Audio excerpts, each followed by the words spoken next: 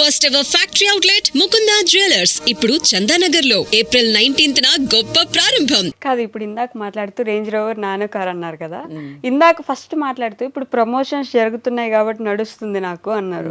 మరి range rover ఉంది మీకు, ప్రమోషన్స్ మీద ఆధారపడి బ్రతకాల్సిన అవసరం ఏమొచ్చింది? రేంజ్ రోవర్ ఉన్న వాళ్ళు ప్రమోషన్స్ మీద బతుకుతున్నారంటే ఎవరో నమ్మరు. ఫస్ట్ రేంజ్ రోడ్ లో డీజిల్ పోయాలంటే పని చేయాలి కదా, చాలా ఖర్చు అవుతుంది. అది 7-8 కిలోమీటర్లే ఇస్తుంది మైలేజ్. రేంజ్ రోవర్ కొనుక్కున్నారు కదా ముందే. ఫ్యాక్ట్ మేము కొన్నది ఇద్దరం కలిసి లాంగ్ బ్యాక్ 6 years బ్యాక్ కొన్న, 5 years బ్యాక్ 2019 రేంజ్ రోవర్. అది దానికి ఈఎంఐలు కట్టి కట్టి కట్టి ఇప్పుడు మా సొంతమైంది తప్ప దానికి చాలానే కష్టమైంది.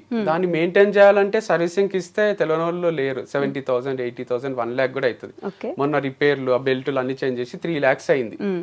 2 months నుంచి కడతలేడు మా అన్న. వాళ్ళకు సర్వీసింగ్ చేపించి తెచ్చిండు, ఉద్దర పెట్టిండు. సో ఇయ్యకపోతే ఇప్పుడు మళ్ళీ అన్ని జమ చేసి నాకు వచ్చిన డబ్బులు కొన్ని, మా అన్నకు వచ్చిన అన్ని ఆయనకి ఇచ్చినాం.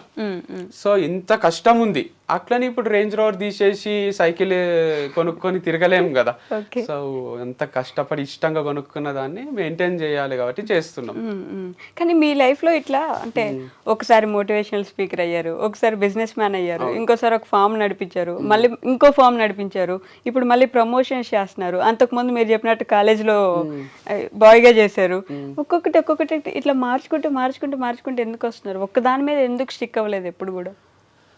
నేను స్టిక్ అయ్యా కావాలనుకున్న పరిస్థితులు స్టిక్ గా అనియలేదు చాలా సార్లు. ఇప్పుడు టీచింగ్ చేసిన తర్వాత నేను దీనికోసం పుట్టలేదు అనిపించింది. ఇష్టంగానే చెప్పిన సబ్జెక్ట్ కూడా నాకేమి అది బ్లడ్ లో అనువనువున లేకుండే. అంటారు కదా, నచ్చిన పని అన్నా చేయాలి, వచ్చిన పని అన్నా నచ్చినట్టు చేయాలి. నేను వచ్చిన పని నచ్చినట్టు చేసిన. తర్వాత ఒక దగ్గర ఛాన్స్ దొరికినప్పుడు వదిలేసిన. ఎప్పుడు మూవీ ఇండస్ట్రీలో అవకాశం వచ్చింది దిల్ రాజు సార్ దగ్గర. ఇంత పెద్ద అవకాశం, డైరెక్టర్ అయిపోతాం మణిరత్నం లాగా వాళ్ళలాగా మనము అని కంటిన్యూ చేసిన. అమలాపురం పోయినప్పుడు షూటింగ్ లో దాంట్లో కొంచెం ఇన్సల్ట్ అయితే సార్ కి, డైరెక్టర్ కి, అందరికి చెప్పిన. ఇన్సల్ట్ అయినా అంటానే నేను ఇంట్లో డాడీకి చెప్తానే అన్నని అక్కని తిడతారు కదా, అట్లా వాళ్ళందరినీ పిలిచి తిడతారు అనుకున్నా. వంశీని మంచిగా చూసుకోవాలి, కానీ ఫ్యామిలీ వేరు, ఆ ఫిలిం ఇండస్ట్రీలో ఆ ఫ్యామిలీ వేరు అని తర్వాత అంతే తిడతారు. ఏం తిట్టలే, నువ్వే అడ్జస్ట్ అయిపో, వాళ్ళకి చెప్పు నేను పని చేసుకోవడానికి వచ్చిన, మీరు నన్ను ఏమనకండి, నువ్వే గట్టిగా చెప్పు, ధైర్యంగా చెప్పు అని ధైర్యం ఇచ్చిండ్రు. నేనేం ఎక్స్పెక్ట్ చేసినా వాళ్ళే పిలిచి తిడతారు అని. అది జరగకపోయేసరికి నేను ఇక్కడ ఉండలేను, ర్యాగింగ్ అవుతుంది, నాకు నచ్చలేదు అని వచ్చేసిన. సో లైఫ్ ఏం ఆగిపోదు కదరా వంశీ, నువ్వు ఏది కావాలంటే అది చేసుకో అని మా డాడీ చెప్పిండు. తర్వాత మళ్ళీ కొన్ని రోజులు టీచింగ్ చేసిన, స్ట్రగుల్ అవుతున్నా, నచ్చని పనులు చేస్తున్నా. సో మనసులో ఏదో ఉంది, చేసే పని వేరుంది. సో అట్లా చేస్తూ తర్వాత ఒక యాప్ ఓపెన్ చేసిన, అది ఫ్లాప్ అయింది. తర్వాత ఈ ఫార్మ్స్ డిస్కషన్లో దాంట్లో బతుకు తెరువు కోసము ఎడార్లు ఉన్న వాళ్ళకు తెలుస్తుంది నీళ్ళ వాల్యూ అన్నట్టు. ఆల్మోస్ట్ టఫ్ సిచ్యువేషన్స్ లో మాకు వాల్యూ తెలిసి మేము కష్టపడి గ్రో అయినాము. సో తర్వాత ఇదే కంటిన్యూ చేసిన. ప్రమోషన్స్ ఎందుకు చేస్తున్నా అంటే, ప్రమోషన్స్ కూడా ఏం ఫీల్డ్ చేంజ్ చేయలే నేను. అప్పుడు నా ప్రమోషన్స్, ఇప్పుడు అందరు ప్రమోషన్స్ చేస్తున్నా. I'm enjoying it.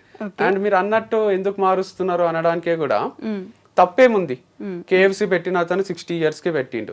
ఆయన అన్ని మార్చుకుంటూ వచ్చి ఫ్లాప్ అయ్యి స్టార్ట్ చేసిండు. బిల్ గేట్స్ వాళ్ళు కూడా చాలా లోస్ హైస్ చూసే సక్సెస్ అయిన వాళ్ళు ఉంటారు. ఈవెన్ రజనీకాంత్ కూడా కండక్టర్ గానే చేసిండు కదా. కండక్టర్ గానే ఉండాల్సిందే, ఒకటే ఫీల్డ్ లో నువ్వే బస్సులు కొనుక్కోవాల్సిందే, వేరే కండక్టర్లను తీసుకోవాల్సిందే అంటే సూపర్ స్టార్ కాదు కదా.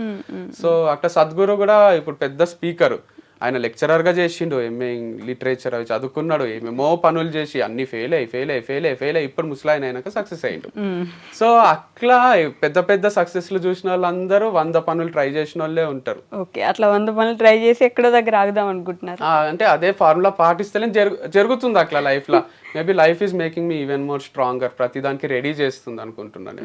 రెడీ అయినారు మరి? అంటే ఇన్ని తట్టుకున్న తర్వాత ఆటోమేటిక్ గా గుండె కొంచెం స్ట్రాంగ్ అవుతుంది, మైండ్ స్ట్రాంగ్ అయింది. ఎందుకంటే రాహుల్ ద్రావిడ్ ఒకటి చిన్నగా చెప్తా, ఆయనకు అవకాశం వస్తలేదు ఇండియన్ క్రికెట్ టీమ్ లో. గంగూలీకి, సచిన్ కి అందరికి వచ్చింది, ఆల్మోస్ట్ సేమ్ ఏజ్ గ్రూప్ వాళ్ళు. ఎందుకు వస్తలేదు అని బాధపడుతుండేనంట, ఇంట్లో ఊరికే కూర్చుంటున్నా అనే ఫీలింగ్ వస్తుండే. కాకపోతే ఆయన మొత్తము రంజీ మ్యాచెస్ అన్ని ఆడి ఆడి ఆడి ఆడి గేమ్ అంతా ఇంప్రూవ్ అయిపోయింది ద్రావిడ్ది. పెద్ద పెద్ద స్పిన్నర్స్ కి, ఇండియాలో ఫాస్ట్ బౌలర్స్ కి అందరికి ఆడి, షేన్ వాన్ కి, బ్రెట్లీకి, మెగ్రత్ కి అందరికి కూడా ఈజీగా ఆడుతుండే. షోయబ్ అఖ్తర్ బౌలింగ్ వేస్తే కూడా డిఫెండ్ చేస్తుండే, అందరు ఇరిటేట్ అవుతుండ్రి, ద్రావిడ్ ఉన్నాడా అని అడుగుతుండ్రి ఇంటికి వచ్చి. ది వాల్ అని అందుకే పేరు వచ్చింది ద్రావిడ్ కి. అట్లా ఎందుకు జరిగింది అంటే ఆయన 5 years డిలే అయింది ఆయనకి ఇండియా క్రికెట్ టీమ్ కి సెలెక్ట్ కావడం. ఆ 5 years లో అన్ని నేర్చేసుకున్నాడు ఆయన టెక్నిక్స్, ఎట్లా డిఫెండ్ చేయాలి, ఎట్లా కొట్టాలి, ఎట్లా వికెట్ కాపాడుకోవాలని. సో సచిన్ కి, గంగూలీకి హెల్ప్ గాంధీ ద్రావిడ్కి అయ్యి, సచిన్ అంటే ఎంతమంది ఫ్యాన్స్ ఉంటారో సచిన్ గెలిపిస్తాడో అనే నమ్మకం అది వేరు. కానీ సచిన్ అవుట్ అయినాక కూడా ఇంకా నమ్మకం ఉండాలంటే వచ్చి ఇంటికి వచ్చి అడుగుతుండ్రి, ద్రావిడ్ ఉన్నాడా, అమ్మయ్య ద్రావిడ్ ఉన్నాడు చాలు, అంటే ద్రావిడ్ ఉంటే లాస్ట్ వరకు ఉంటాడు, ఏదో ఒకటి చేస్తాడు అనే ఫీలింగ్. సో అట్లా డిలే అవుతుందేమో కానీ it's making me even more perfect. Life అనే గేమ్ ని ఈజీగా ఆడేటట్టు చేస్తుంది. ఓకే, కాదు మీకు ఈ కథలు చెప్పడం లేదంటే ఇంకెక్కడో స్టోరీస్ చెప్పడం బాగా అలవాటు కదా, ఈ మోటివేషనల్ స్పీకింగ్ లాగా వెళ్ళేసి ఎక్కడదో ఎప్పుడుదో జరిగిన స్టోరీ ఒకటి చెప్తే కొంచెం మోటివేట్ అవుతారు జనం. అవును, కానీ అదే పనిగా చెప్పడం కూడా కాదు, it's like my brother sister కి చెప్పినట్టే ఇది. వినే వాళ్ళకి కూడా ఇంటర్వ్యూ ఊరికే చూస్తే ఏమొస్తుంది, వాళ్ళకు ఉపయోగపడే విషయాలు ఏవో ఒకటి చెప్పాలి కదా. నేను పోయి ప్రిన్సిపల్స్ ని కలుస్తుంటే, మా మామ భరత్ మామ అని రంజోల్ జైరాబాద్ దగ్గర ఉంటాడు, ఆయనతో కూర్చుంటే టైమే తెలియదు మాకు. సో ఆయన కొన్ని విషయాలు చెప్తాడు, మాకు ఇక లైఫ్ టైం యూజ్ అయితే అవి. అట్లా కొందరు పర్సన్స్ ఉంటారు లైఫ్ లో. ఈవెన్ మా డాడీ కూడా చాలా విషయాలు చెప్పిండు. నిన్న పూరి జగన్నాథ్ గారిది వింటుంటే, మనము ఏదో అనుకుంటున్నాము, మనం మార్స్ లో పోయి ల్యాండ్ కొంటామా, ఈడ ఎందుకు కొన్ని ఏదో ఫీల్ అవుతున్నారు, మనం వదిలేసే పోవాల్సి వస్తుంది కదా అని ఒక కాన్సెప్ట్ చెప్తుండు. మా ఫాదర్ కూడా అట్లనే చెప్తారు, లైక్ రెంట్ కి వచ్చినాం, మనము రెంట్ కట్టేసి ఉంటున్నాము, మనం ఏదో ఒక రోజు చనిపోవాల్సిందే, భూమి మీద రెంట్ కడుతున్నాము, 1000 ఏళ్ళు బతకం, మనము 2000 ఏళ్ళు బతకము, సో ఈజీ తీసుకోండి, అందరు వెళ్ళిపోవాల్సిందే అన్నట్టు మాట్లాడుతుంటాడు. నేను కూడా దిల్ రాజు సార్ దగ్గర ఆఫర్ వదిలేసినప్పుడు కొటేషన్ రాసింటి, ఆ మూమెంట్ కి బాధ కావద్దని. ఏమున్నోడు ఏం లేనోడు ఇద్దరు చచ్చిపోతారు. ఏమున్నోడు అంటే AIM ఇంగ్లీష్ లా, ఏమున్నోడు గోల్ ఉన్నోడు, ఏం లేనోడు అంటే తెలుగులో ఏం, ఏం లేనోడు అంటే ఒక గోల్, ఒక అంబిషన్ లేనోడు, ఉట్టిగా బతికేస్తున్నాడు, ఏదో సాధిద్దామని సాధించినోడు, అన్ని చేసేటోళ్ళు ఇద్దరు చచ్చిపోతారు. నీకెందుకు బాధ, లైట్ తీసుకో, లైఫ్ అనేది ఏం పర్మనెంట్ కాదు, ఇట్స్ టెంపరీ అని. బట్ ఇట్స్ లైక్ గోల్ ఉండడమే బెటర్. మెచ్యూరిటీతో పాటు అవి కూడా అర్థమవుతున్నాయి. సో గోల్ లేకుంటే ఎట్లా బతుకుతున్నాం, ఏం బతుకుతున్నామో అర్థం కాదు, రోజు ఫుల్ బాటిల్ తాగి పండుకోబుద్ది అవుతుంది, అది తప్పు కదా, లివర్ ఖరాబ్ అవుతుంది, మనకి ఎఫెక్ట్ మన ఫ్యామిలీ మెంబర్స్ కి. కానీ ఒక సైడ్ మీరు అన్నట్టు నిజంగానే మోటివేట్ అయ్యే వాళ్ళు ఉంటే, ఇంకో సైడ్ మా తలనొప్పి వచ్చాడు ఏదో ఒకటి చెప్తాడు మళ్ళీ ఇప్పుడు అనుకునే వాళ్ళు కూడా ఉంటారు నాకు తెలుసు.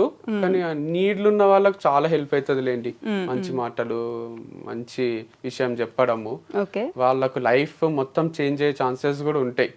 సో నవ్వుతూ ఉండాలి, ఎనర్జెటిక్ ఉండాలి, సో ఫెయిల్ అయినా ఏం కాదు, ఎండ్ ఆఫ్ లైఫ్ కాదు అనేది ప్రాక్టికల్ గా ప్రూవ్ చేస్తున్నా కదా నేను. అంటే చెయ్యాలని ఇవన్నీ చేస్తలేను, కానీ చాలా టఫే.